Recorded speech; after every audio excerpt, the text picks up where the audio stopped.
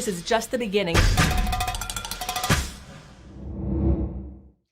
Welcome to the State of Cybersecurity virtual event. I'm Ashley Gold, Technology Policy Reporter at Axios, coming to you from Washington, D.C. Thank you to Google for making this conversation on cybersecurity possible. Welcome to our audiences on Facebook, YouTube, Twitter, LinkedIn, and on Axios.com. Join the conversation today on Twitter with @Axios and #Axios Events. Over the next 30 minutes, we will discuss the impact of software supply chains in preventing security breaches and innovative approaches to public and private partnerships in this space. Our first guest is the chair of the Senate Select Committee on Intelligence and the senator from Virginia, Senator Mark Warner. Senator Warner, welcome to Axios. Ashley, thanks so much for having me. We are so lucky that we have you here to talk about a topic that is just making new headlines every single day with the increasing amount of cybersecurity attacks and threats we are facing as a nation right now. You're fresh off of a Senate committee hearing on the Colonial Pipeline attack. And to me, this seems like a moment where cybersecurity is becoming very, very real for people, and people are starting to understand that these attacks can affect their everyday lives. Do you think that we're at a turning point and that people are starting to feel this in a more real way?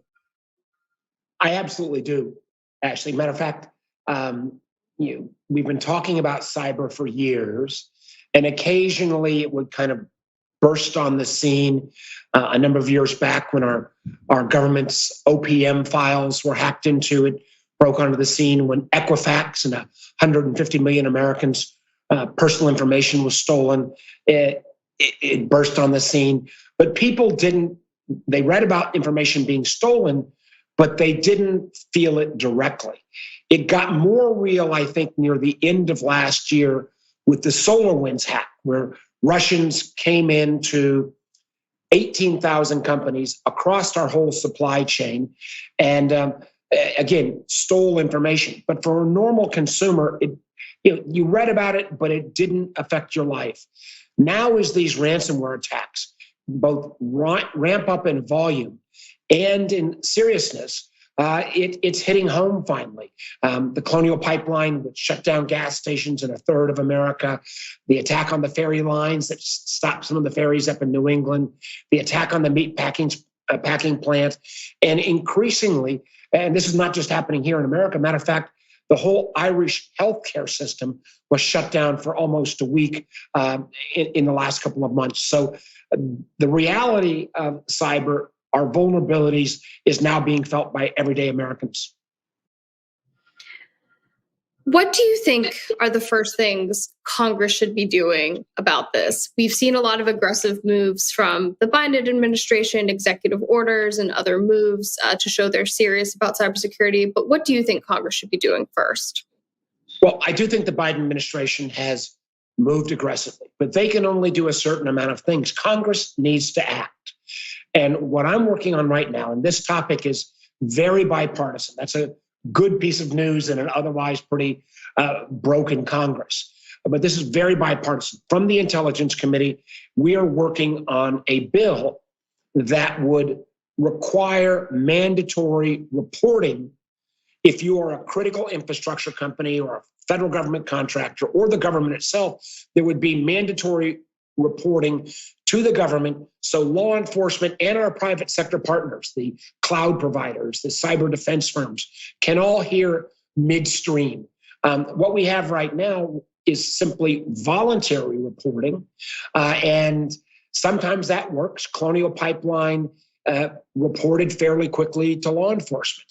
But there was just a story that broke last night where another pipeline company had 700 gigabits of information stolen, and this pipeline company didn't bother to report. Now, if we'd heard about that earlier, we could have notified other people. We could have been better on defense. So I think, number one, we need to put this mandatory reporting bill in place. And I would just add very quickly that when we had this debate 6 or 7 years ago, the business community did not want any additional mandatory reporting.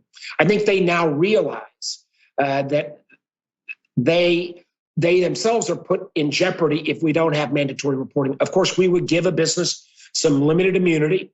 We would make sure that this was kept confidential just to law enforcement and our private sector partners. But we've got to know mid-attack. That number one. Number two, and this is something Congress can work with the administration on, is we've got to set a level of international norms. As I mentioned at the outset, this is not just attacks against American companies.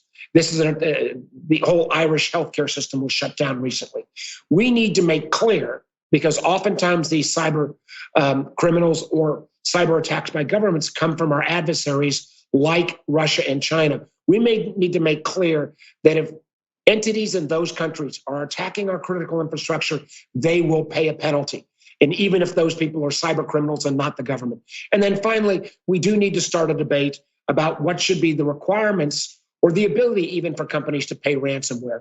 That's still an open question, but I think that is something that I've got some views on, but I want to make sure we get other questions in. I did want to ask you about ransomware. We just saw the other day that the US government was able to recover cryptocurrency that it had paid over a ransomware attack. To me, this is a totally unprecedented space where, businesses are just paying up when they can so that their businesses are not further hurt. And like as a practice, generally, how do you feel about this? Well, as a practice, you don't want businesses, in a sense, promoting criminal activity. And many times, these businesses that pay off ransomware may be paying to people who our government has sanctioned. I can almost bet you that some of the folks we've sanctioned a lot of different criminal organizations in Russia.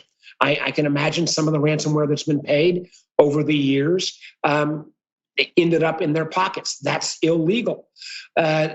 So we would love to get to a place where there is no ransomware payments.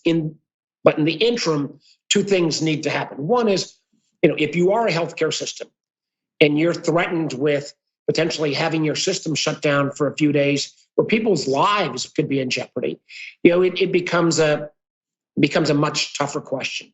So what I've been urging in the interim, as we have this debate about ransomware, let's at least make the payments much more transparent. Let's again notify the officials if you are paying ransomware. And what was so important about the ability of the government to kind of trace back to the, to in effect the Bitcoin wallet, where the Bitcoins ended up in the Colonial Pipeline incident, shows that some of these cryptocurrencies that may have been viewed as totally anonymous, that our law enforcement agencies have found a way in. So it's you're right, it was an unprecedented action of the government the other day.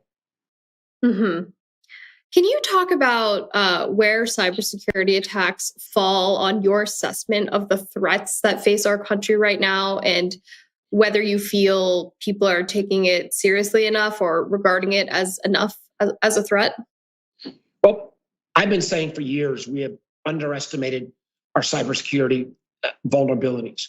And as you pointed out, Ashley, for a number of years, companies have been quietly paying ransomware as almost a cost of business. That is not sustainable over the long term. And I would argue in cybersecurity, there's two ends of the spectrum. On one end, there's classic espionage. Somebody breaks into a foreign spy service, breaks in, steals information. That's bad, but it's kind of within the way spies operate. The other end of the spectrum is where a government comes in or an entity comes in and literally shuts down all your systems, as the Russians did in the case of Ukraine a few years back, when you bring your whole economy to a standstill. What I've urged people to think about is when the Russians went in the SolarWinds attack and got 18,000 companies they penetrated, if instead of simply exfiltrating information, they had decided to shut down all those systems, that to me would be close to an act of war and would have completely crippled our economy. And my fear is cyber is moving from more and more sophistication. It's moving from simply exfiltrating information to potentially extraordinarily destructive actions. And we need to up our game. We need to do better on defense, but defense alone will not solve this problem. We're going to need offensive capabilities, and that starts at least with making sure the government knows what's going on so we can bring out those capabilities to bear. How quickly do you think Congress and the administration can move to combat some of this stuff and better protect ourselves? And will it be quick enough for what we actually are facing? Well, that's a great question. And I know our time's about up, but I'll say this. I am very much believe that we will have a strong bipartisan incident reporting legislation out within the next couple of weeks. My hope is, since it'll be strongly supported, I believe it'll be endorsed by the administration, that we can move on this quickly. That will not solve the whole problem. We still need those international norms. We're still going to need a fulsome debate about ransomware, but it will be an important first step to at least make sure that we can bring our capabilities to bear when these activities happen. Thank you so much, Senator Warner. We really appreciate you joining Axios. Thank you, Ashley. And next, we have a view from the top segment with my colleague, Chief Revenue Officer at Axios, Fabrizio Drummond. Thank you, Ashley. I'm Fabrizio Drummond, Axios Chief Revenue Officer. I now have the pleasure of hosting a conversation with Royal Henson, Vice President of Security at Google. Royal, welcome to Axios. Thank you for having me, Fabrizio. It's nice to be here. Thank you. Cyber attacks are on the rise, and the US still undergoing through massive shifts, dealing with a deadly pandemic, a presidential transition, an accelerated move into a remote work and a more connected world. How would you sum up the current state of cybersecurity? Yeah, I don't think you have to read much of the news to realize that it's chaotic. And in a way that shouldn't be surprising. At the pace at which we were already digitizing or modernizing corporate and consumer activity, the pandemic has only accelerated that. And every one of those new experiences online is also an increase in the attack surface for a much bolder and more aggressive set of attackers. I think you see in the executive order an acknowledgement of that and an attempt to get ahead of and make a much stronger push on the defensive side. I think it's also an acknowledgement that this is a multidisciplinary, cross-industry, so public, private, individual, and corporate issue. So it's an incredible and frightening time, but an opportunity for us also to get this right. Ransomware attacks have been making headlines in recent months, prompting the attention of policymakers across the nation. What companies, especially companies that operate critical infrastructure, should be thinking about to enhance their cyber defense? Yeah, ransomware isn't a new attack, but it preys on the aging infrastructure. If you think about it as an analogy in the physical world, it takes decades for bridges and roads to decay. In the technical or digital world, those cycles are much faster. And so whether it's a hospital or whether it's an oil and gas, anyone who's tasked with maintaining that infrastructure inevitably falls behind if they aren't modern and up to the pace of the modern world. So the real key is to get out of, in many cases, the most fundamental maintenance problems and find a way to stay on the cusp of those modern and hygienic platforms. One of the major themes in the recent White House executive order to improve cybersecurity focuses on securing software supply chain. It's no coincidence, especially given the recent catastrophic attack to SolarWinds. What is the impact of this evolution to a software-driven supply chain, a series of attacks? I think Mark Andreessen said it well several years ago, that in a world where software is eating the world, you are incredibly dependent in every part of your life on software. And as the number of lines of code grow, you only increase your dependence and the risk. I think the executive order is a fantastic effort to be very specific on how to improve the way software is written. One of the reasons I joined Google 3 years ago was Google was born in an era when you could manage all of your code in one repository and you could keep track of all of the dependencies you had and hence root out any of these vulnerabilities. That hasn't happened in all cases in all industries. So the executive order is a fantastic step in that direction, but it's going to take businesses, not only efforts to write their software more securely, but to understand all of their dependencies and the vendors they use, the dependencies that they bring in through their software. So in a way, we're at the beginning of that phase. In terms of a path to recovery, what are your thoughts in terms of how the current state of the field can evolve to a more secure environment with all those elements in place? At the scale we're dealing with, and then the amount of data and the amount of technology that's added to our infrastructure every year, I think the only way for us to truly recover and get into a mode we can sustain is to make technology secure by default. Make it easy for the average corporation, the average consumer to do the right thing, to do the safe thing. Take as an example, Gmail. In the same way that autocomplete has made it much easier to fill out the 2-line or to complete sentences, we've started to take phishing emails out of your inbox and they never show up.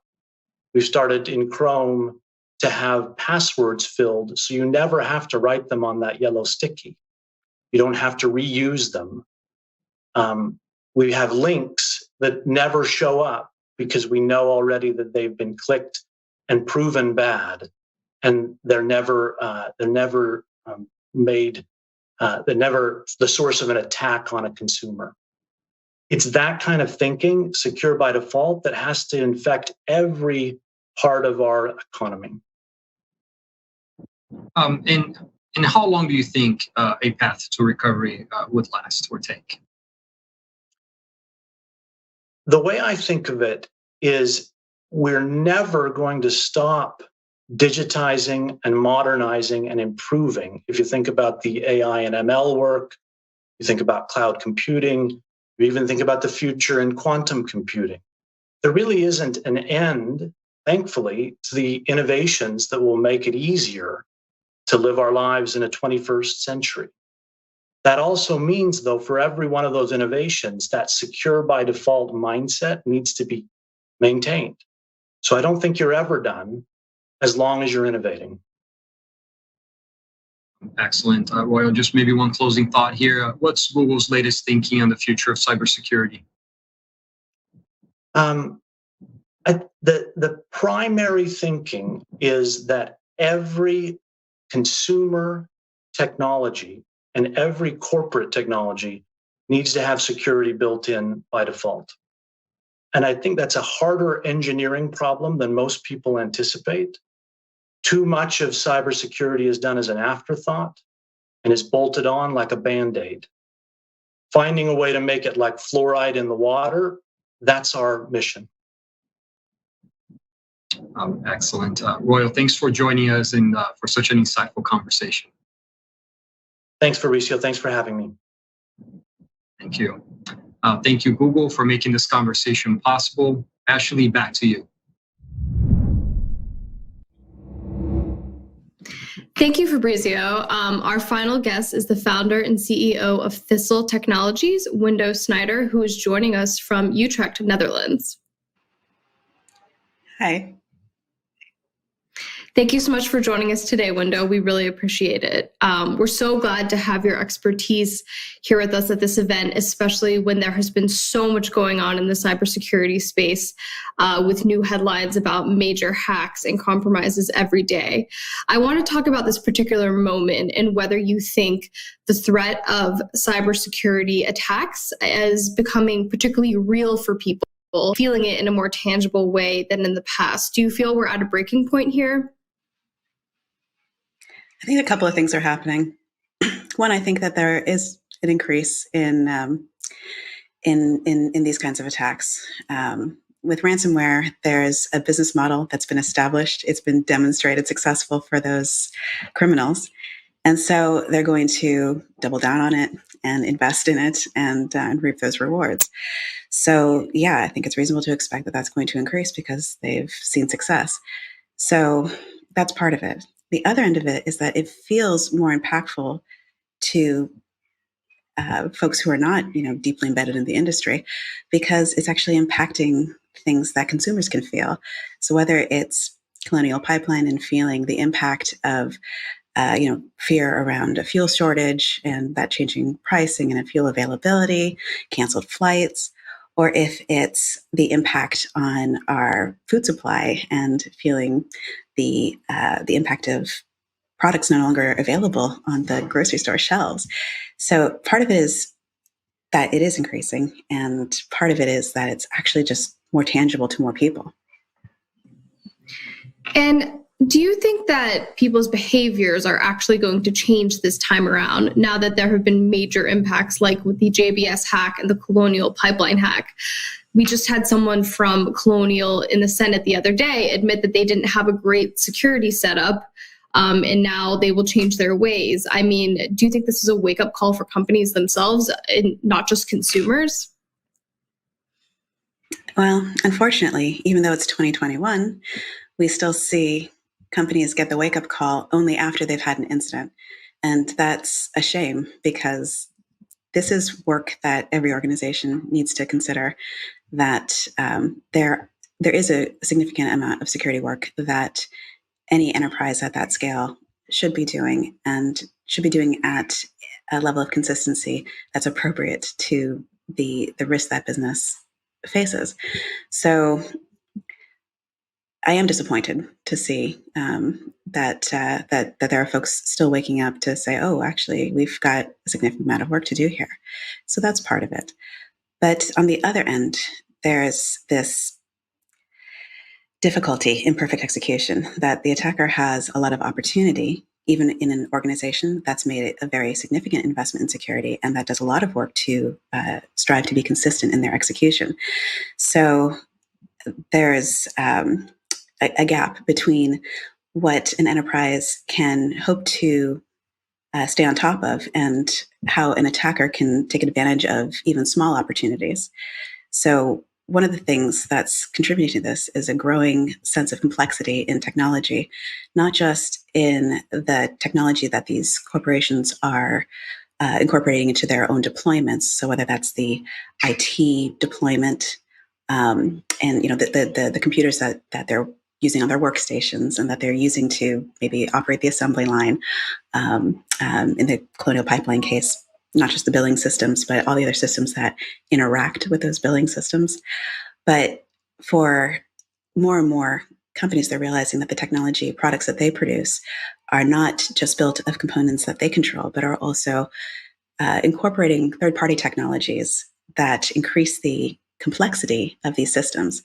And what happens is that not every provider of these component technologies is able to meet the security requirements for the entire product. So the product is assuming all of the security risk of all of the components that it incorporates.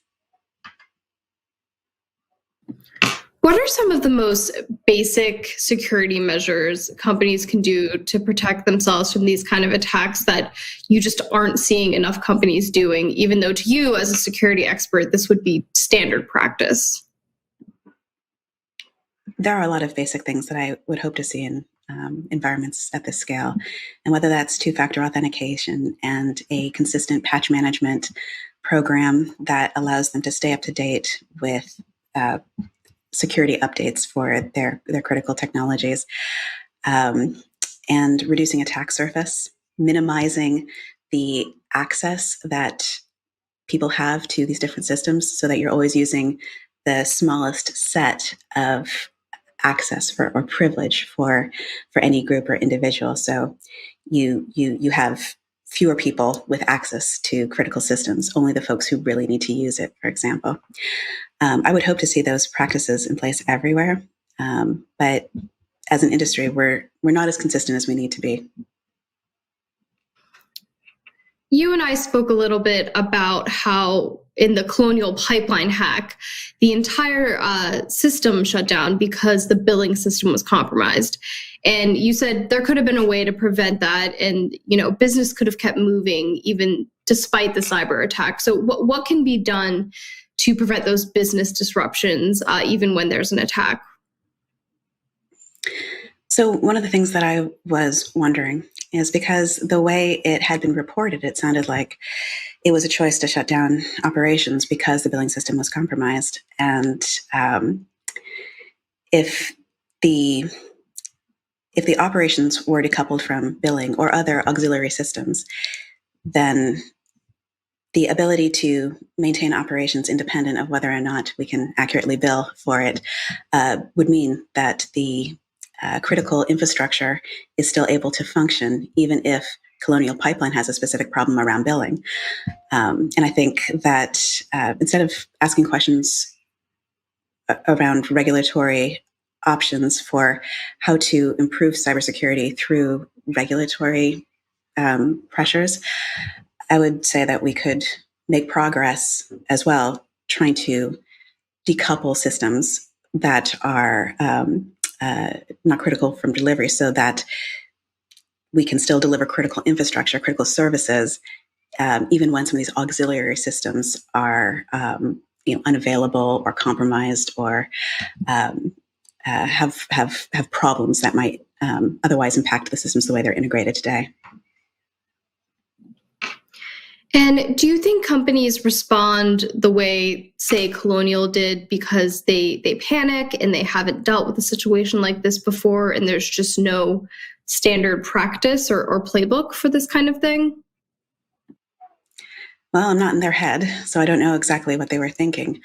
But being prepared and being able to respond effectively dramatically reduces the impact of a security issue.